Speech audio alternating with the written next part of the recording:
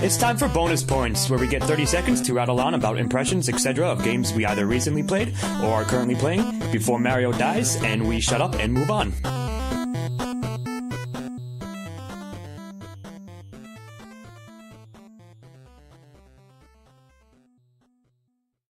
Alright, I played Until Dawn, which PSN gave out for free. It's basically a teenage horror slasher movie, the game. It's featuring Hayden Panettiere, blah, blah, blah. It was okay. It's like sort of choose this, choose that, hide in the closet or grab the knife, blah, blah, blah. It was fine. I thought actually the story got a lot more interesting, but by far the greatest thing they had was Peter Stormare, I believe his name is, played the psychiatrist in it, and he shows up between like a couple of chapters, and he's just creepy, and he's clearly having a lot of fun with the role, and it was a lot of fun. Overall, the game was fine. If you like teenage horror, check it out. It's all right. I had forgotten I had played Hugh until we had to do this bonus points episode, which I think says everything about the game in a way.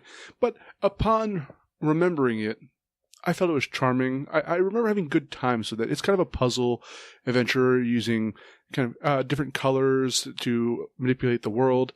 It has its charm to it, but ultimately, it happened to have been forgettable. So I played the Serge, just the demo actually, but I had heard that it was a sci-fi Dark Souls, and in that regard, it's pretty spot on. It's slightly easier, maybe like a Dark Souls light-y type of game where you have a pugil stick, basically. If you remember American Gladiators, that's kind of what you fight your way through the world with. It's an interesting like level up dynamic where you rip the limbs and body parts of your enemies and attach them to yourself. Okay, I played No Man's Sky, and it's fun for a few hours. You get to go from planet to planet, blah, blah, blah, and then it's repeat, and you do it some more, and then you repeat it again, and you repeat a lot when you're going around the galaxy, gaining minerals, buying a new ship, playing with NPCs you really can't communicate with. It's really fun for a while, and then it repeats. I recently played through Telltale, Walking Dead Season 3, The New Frontier, as I always have 1,000 subtitles. I actually thought it was pretty good, more memorable, better well done characters than I thought Season 2, because I don't remember Season 2 very well. But yeah, overall, I thought the choices and the acting, of course, the dialogue was pretty spot on. It almost always will be with them. But yeah, damn solid. I think, like I said, stronger than Season 2, and I hope they carry this, the strength of this carries through to the next season, because it's pretty solid, pretty well done. I do recommend it. Check it out. The Flame in the Flood is one of the most unique games I've played in a very long time. It's a post-apocalyptic deliverance with Oregon Trail mechanics. And it's a very tough game, or so far that I've played it. It's resource management, it's surviving the elements, and just luck at times where, like, if you get the right kind of setup for the game, it's a roguelite.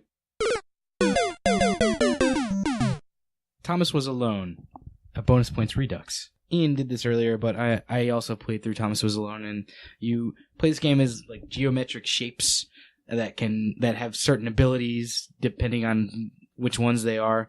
It's a lot of fun. It's got a lot of personality. It's a cool little puzzle game. It's pretty easy. You know, if you're looking for a puzzle game that's not gonna kick your ass for too much, then this is the one for you. Okay, so I played Mass Effect Andromeda. It takes place 600 years after the previous Mass Effect. You get to play between one of two siblings, and it's a decent game overall. The new aliens are cool, the new situation's cool, the new ship's cool. The ship's first officer's kind of dull, but the side missions are really good. But my problem is there were a lot of side missions that are busy work disguised as side missions. So otherwise, it was a solid game. And finally, I played Mother Russia Bleed, which is basically Final Fight in communist Russia, like side-scroller beat 'em up, published by Devolver, of course. Who else? So yeah, I mean, it's pretty much that. It's 16-bit style, like side-scrolling graphics. You get to pick from a number of homeless / revolutionaries, I suppose. It's a funny game in a sense. It's a lot of fun to play through, but there's not much else to it. It's just beat up like mafia guys and KGB agents and shit like that.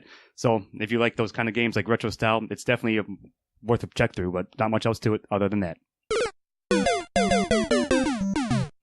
So there's a special place in hell for those who have to play late shift. It is a British crime caper style choose your own adventure. You get to choose if you want to go to the left door or the right door. Sometimes it leads to your death. Sometimes it leads to a whole new plot. If you want to platinum this game, you have to play it like 7 times. So it's like worst Guy Ritchie film ever. And over and over and over again. This is no rock and roll. Binding of Isaac Afterbirth, which is the DLC that came out for Binding of Isaac. Description: Isaac is back. This time it's personal. You go through, it's kind of the same deal, but they add a ton of new items, which is great. Adds a lot of replayability, and they added a new greed mode, which is crazy, super difficult, but pretty rewarding, especially like when you get to the end, if you're fighting against Ultra Greed with a gigantic monster. It's a lot of fun.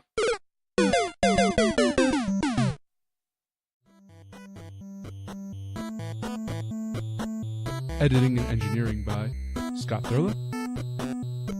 Music by Stephen Hermosi. Check us out on YouTube and iTunes for the shows, and on Facebook and Twitter for updates.